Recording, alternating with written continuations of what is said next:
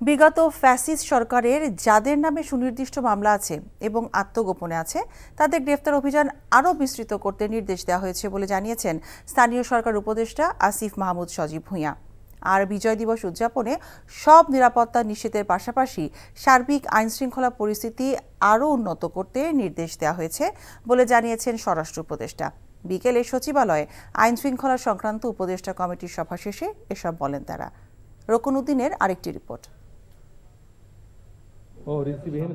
রোববার দুপুরে সচিবালয়ে অনুষ্ঠিত হয় আইনশৃঙ্খলা সংক্রান্ত উপদেষ্টা পরিষদ কমিটির পঞ্চম সভা।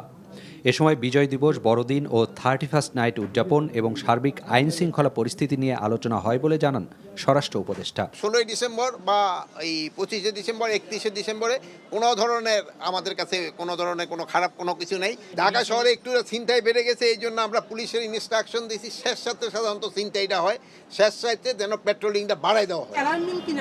না, এটা এরকম কোনো অ্যালার্মিং না। আর বিগত ফ্যাসিস্ট সরকারের দলীয় নেতাকর্মীরা যে কোনো সময় বিশৃঙ্খলা সৃষ্টি করতে পারে উল্লেখ করে তা দমনে আইন শৃঙ্খলা বাহিনী প্রস্তুত আছে বলে জানিয়েছেন স্থানীয় সরকার উপদেষ্টা। গ্রেফতার অভিযান আরও এক্সপার্টাইট করার ব্যাপারে সিদ্ধান্ত হয়েছে, যার ফলাফল আপনারা হয়তো দেখতে পারবেন খুব দ্রুত। বিগত ফ্যাসিস্ট সরকারের যারা বাইরে আছেন এবং এখনও নানাভাবে বিভিন্ন গোষ্ঠীকে উস্কানি দেওয়ার চেষ্টা করছেন, বিভিন্ন জায়গায় ফান্ডিং করছেন এবং মিছিল করার চেষ্টা করছেন, আপনারা দেখেছেন গতকালকেও কয়েকজনকে অ্যারেস্ট করা হয়েছে এবং দেশকে অস্থিতিশীল করার ষড়যন্ত্র করে যাচ্ছেন।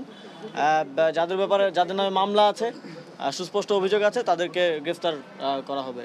গেল বছরগুলোর মতো এবারও একই নিয়মে ও 2 ধাপে তবলিগ জামায়াতের বিশ্ব ইজতেমা অনুষ্ঠিত হবে বলেও জানান স্বরাষ্ট্র উপদেষ্টা। রকুন উদ্দিন, এনটিভি নিউজ, ঢাকা।